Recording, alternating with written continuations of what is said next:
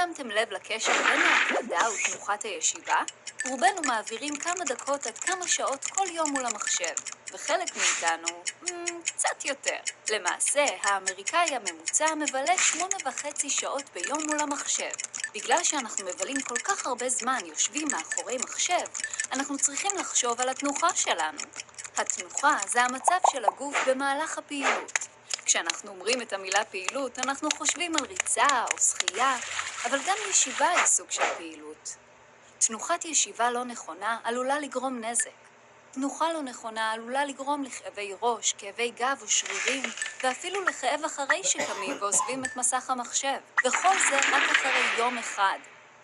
אם תמשיכו בתנוחה לא נכונה במשך שנים, זה עלול לגרום לפגיעה רצינית ואפילו לצורך בניתוח. תנוחה נכונה לעומת זאת עוזרת לשיפור בריכוז ומסייעת לנו לעבוד טוב יותר למשך זמן רב יותר.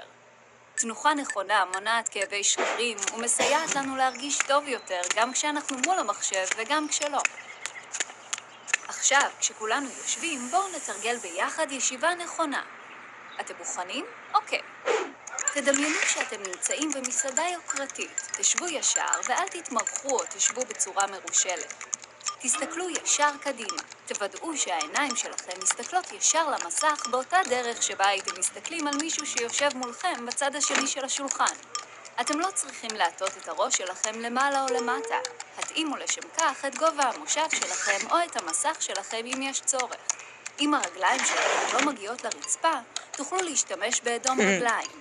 אל תניחו את הזרועות שלכם על השולחן או על משענות. מפרקי כף היד שלכם צריכים לרחף מעל המקלדת בלי לגעת בה. תשמרו על המרפקים שלכם בזווית של 90 מעלות. עכשיו אתם מוכנים לגשת לעבודה. כדאי לזכור את העצות האלה כשתשתמשו במחשב, בלפטופ או אפילו בטאבלט. כדאי לזכור לבדוק את התנוחה שלכם כל 15 דקות. אם אתם רואים שאתם מתכופפים או נרקנים, קחו רגע לתקן את התנוחה שלכם. הגוף שלכם יגיד לכם תודה. גם הפסקה קצרה יכולה לעזור. אם אתם שוכחים, נסו לזכור. שבו ישר, תהיו בריאים.